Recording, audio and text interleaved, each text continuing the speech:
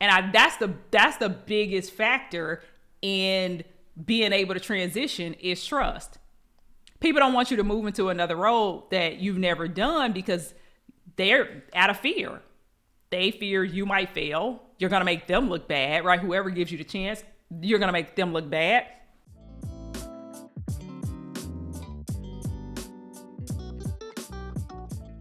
How to change careers when you don't have the required experience. I'll go ahead and introduce myself. My name is Gerrie. I am the absolute best at helping professionals in STEM careers articulate their value, secure their next career opportunity, and secure their highest income ever. I've spent time as an engineer. I moved on to be an engineering manager, and now I'm a career coach. And so here today to talk about, once again, how to change careers when you don't have the required experience. I want to start by telling you a little bit about my career and my experience with career transitions. I've actually made quite a few. I started as an engineer in a manufacturing facility. When I graduated from college with an electrical engineering degree, I had no idea what the job was that I was applying for. I got the job at a career fair and I showed up my first day of work. That was the first time I knew what I was supposed to be doing. So that was interesting. I decided that manufacturing was not for me. It was 24/7. I could not deal. So I made some transitions. I went from working in a plant to engineering consultant to project manager. And then many years later, I moved up and finally got into leadership and I started managing engineering teams. And then after managing engineering teams for a few years, I decided that I didn't want to do automation, and because that's what my background was doing automation, was doing robotics, very hands-on engineering. So I decided that I wanted to move over and do software development. And so I started managing software engineers and I'm completely transitioned over to a new industry per se. Still technical, but I went from hands-on to more software. So that's been my experience with career transitions. And so most of you guys are here today because you want to know, how do you make that transition? And I want to let you know that I've been there. I know exactly how you feel. Most people want to make a transition because either they're bored or they're unfulfilled. They're looking for something new in their career. And then you realize that there are all these roadblocks that you face when you're trying to make a transition. And there's this catch-22 that, you need a job to get the experience, but you need the experience to get the job. I love this conundrum. So people who are looking to make a transition, they can't figure out, how do I get there when everyone, wants me to already have what I need, as I enter the door, so that we're all on the same page. How do you get a manager role without being a manager? Can you make a career change without the experience? How can I assure the interviewer that I can learn the skills needed and that my past experience will really help? How can I effectively showcase my transferable skills? Yes, you all have nailed it. These are all of the questions that people have. And so what I don't want you to do is look at the job description. So you find the role that you want, you look at the job description, you immediately give up because you say, I don't have those skills. Nobody's going to talk to me. This is hopeless. Or you internalize that, or you already know that I do have the skills and you just start applying on jobs out of the blue without, rebranding yourself, without positioning yourself to help the person who's receiving your resume or who you're interviewing with, to help them see you in that new light. So those are two things I don't want you to do. I don't want you to give up, to just look at the job description to give up.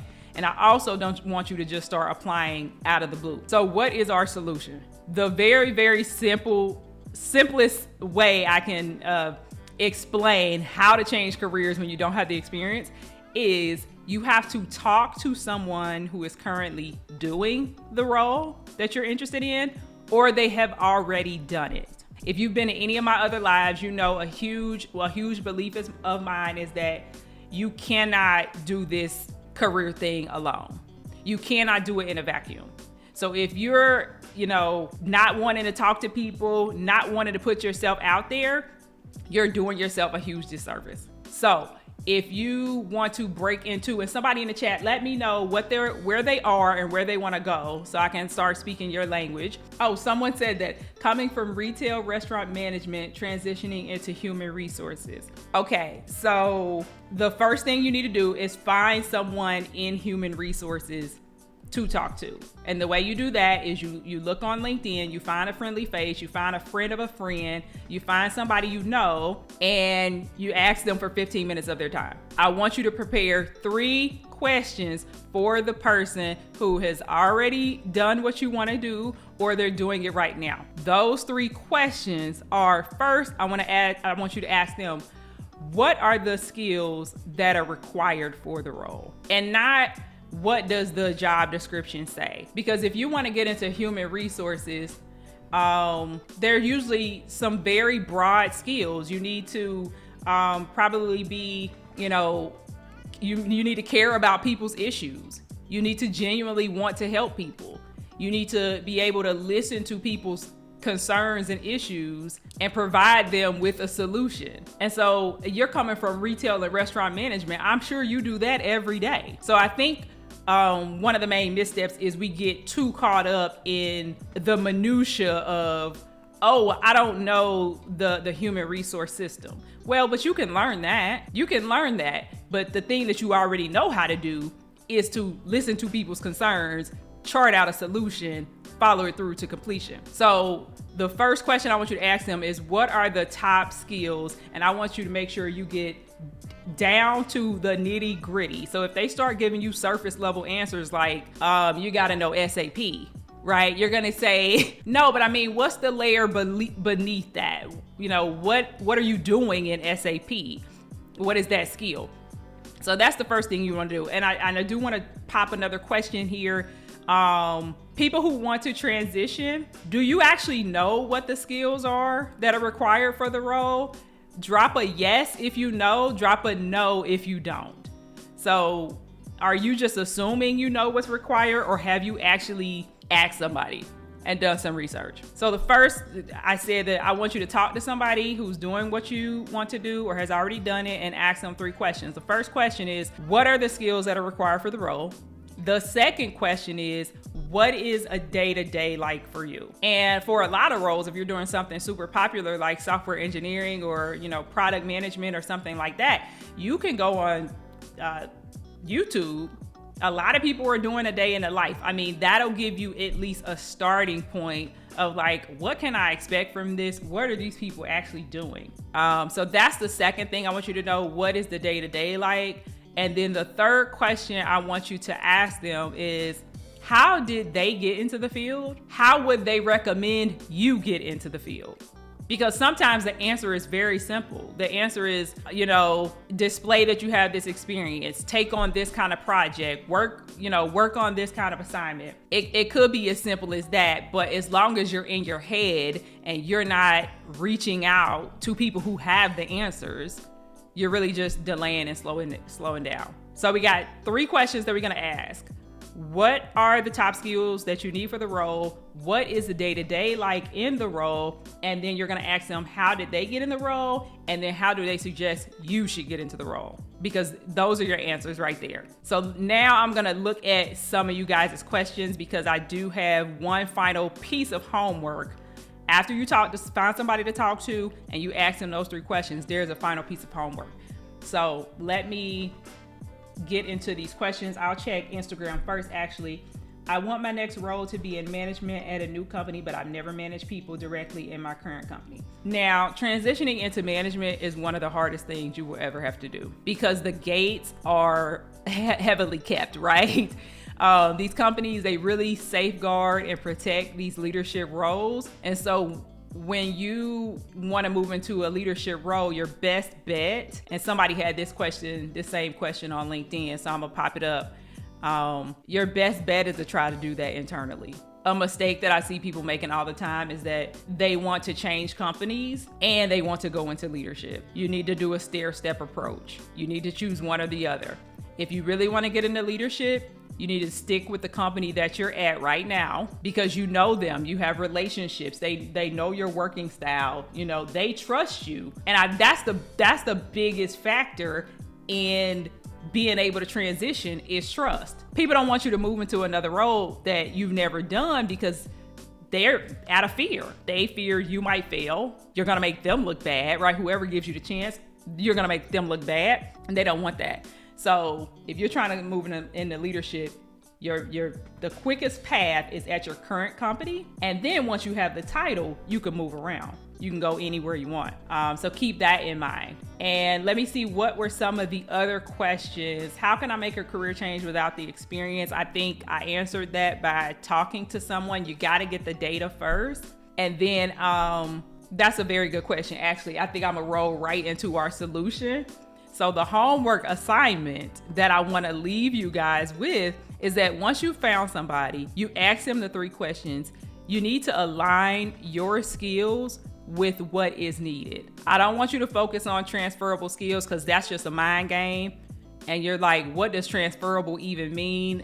I don't even really like to use that term, but what skills do I actually have that line up with what the person said is needed? So do I have the people skills? Do I have examples that I can call on? So once you can align your skills, then, you've sold yourself. So you align your skills, you change your resume, you update your LinkedIn, and you start speaking the language of who you want to become. So if you want to go, if you want to become a manager, you have to start speaking the language of a leader, of managers. You have to, dumb down the individual contributor conversation that you're having on your LinkedIn and on your resume, and you need to beef up the leadership talk so that when a person comes to your profile or they get your resume, they can see that this person speaks the language, they belong here.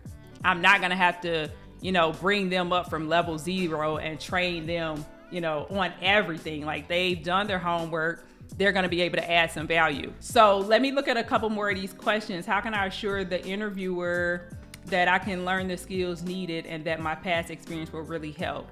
Well, this is a bit of a catch-22 because I think before you get in the interview, you have to have already convinced them that your skills align with what is needed. So you're not really trying to assure them. You're walking through your resume, walking through your experience, giving them examples that I know this is the skill that is needed to become, a project manager in your company. Here are some examples of when I have exhibited that. And if you haven't exhibited that, now you have the opportunity before you get to the interview to work on it. You have the opportunity to work on your story at your current company. If this is a skill that I don't have, go to your manager in your one-on-one and say, I really want to get this skill set under my belt. Can you help me find some projects that would lead to that? I mean, that's what your managers are here to do. Your managers are here to help you get the experience and to clear roadblocks for you.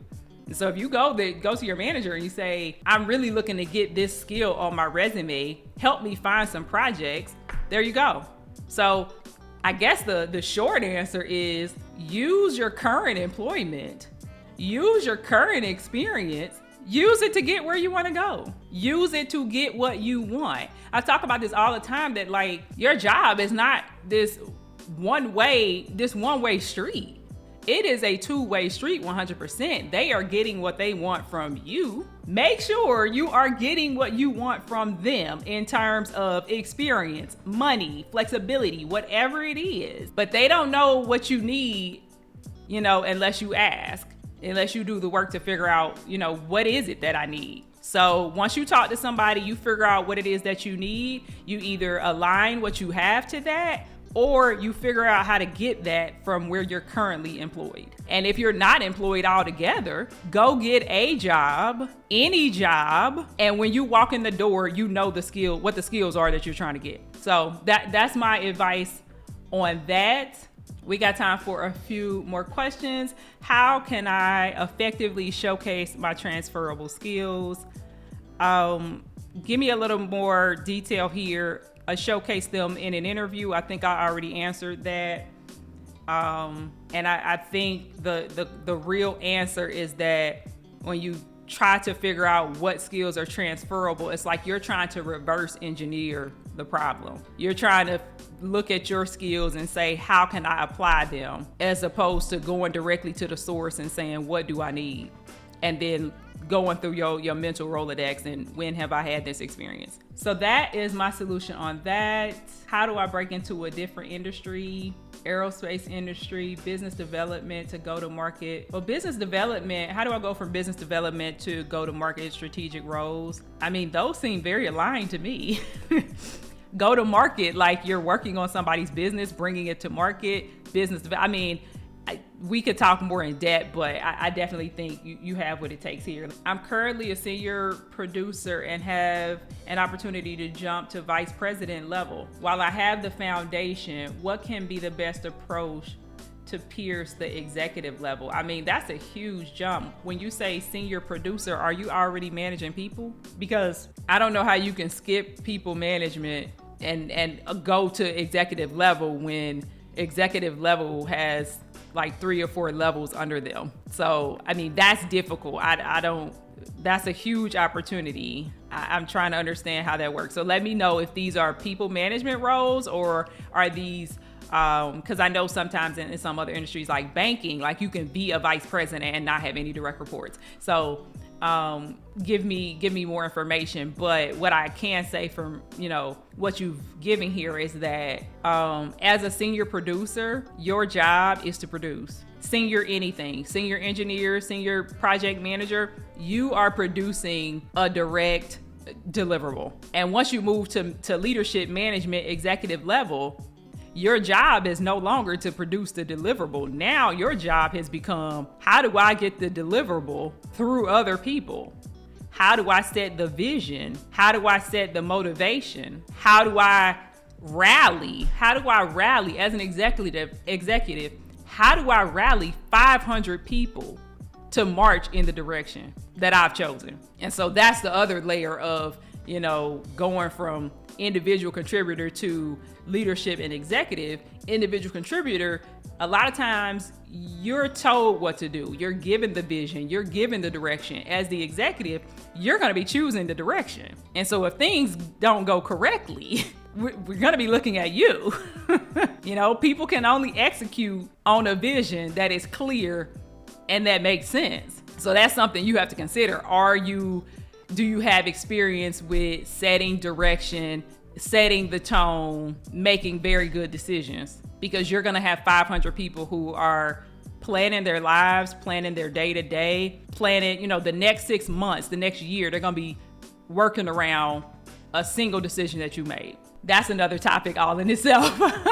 And so if you're having some difficulty aligning your skills, articulating your skills, if you need some support and some accountability, let's get you rebranded. Let's get you rebranded, IG. And so I'm opening up my calendar. I want to help 5 people get unstuck. 5 people who are trying to make a career transition. I want to help you get unstuck. So do me a favor and drop a I need this in the chat. I'll go back through at the end of this live. I'll send you a direct message with the next steps on how we can get started. But I'm going to open up my calendar and give a one-on-one call to the first 5 people who drop I need this in the chat and the first 5 people that respond to the inquiry form. So I'll give you guys some time to go ahead and drop that in the chat, and I'm going to go circle back and answer some last questions. Over on Instagram, how do we leverage our volunteer experience? I love that question. Because a lot of people think if I didn't do this assignment at work or I didn't get the skill at work that it doesn't matter. Absolutely not. So volunteering is also a very good way. If you don't have the skills that the person told you are needed to get in the role, maybe you can go to a nonprofit and manage a project for them or host an event for them or whatever it is, and you put that on your resume and you speak to it as an example. And we're all in the working world. We know that sometimes it's easy to get derailed in your career and you find yourself working on these, down the rabbit hole. You're working on these projects that they don't really, add up to what you want to do and where you want to go. So if you say to an interviewer, I had to step outside of my professional career to get this experience because it was that important to me, I mean, you got it. They're no longer going to question it because it says you're a go-getter, you're a self-starter, you're willing to do what it takes. And those are the things that you want people to read in between the lines. Let's see, from benefits specialist to nursing, and I want to transition to human resources. I think nurses have a lot of transferable skills that move over to human resources. You're dealing with people day in and day out. You're an expert at working through systems, reading data. I mean, the only thing you might not know is, what the company is actually doing. And I definitely think what's one more gem I'm gonna drop is that when you're trying to transition, you gotta make sure that you have some sort of connection. So either a connection to the company, a connection to what they're doing or producing, or a connection to someone at the company. So look for those sorts of connections, because people will overlook that you might not meet all the qualifications if you have, if you're in aerospace, if you have other aerospace experience, if you have an experience with a competitor or a company that they do business with or a company that they use. Like if you work at a company and you've been working in SAP for the last 5 years, you can certainly have a good conversation with SAP and say, yes, I know your product very well. So those are the type of connections you want to make. I think we have one other question. What do you recommend when relocating to another state but not willing to take a pay cut with a lower cost of living? That's a hard question. If the short answer is, if you're not willing to take the pay cut, don't take the job. Unless there's some other huge upside in it for you. Like, do you want to get to that state? Do you need to get to that company to set yourself up for your next move?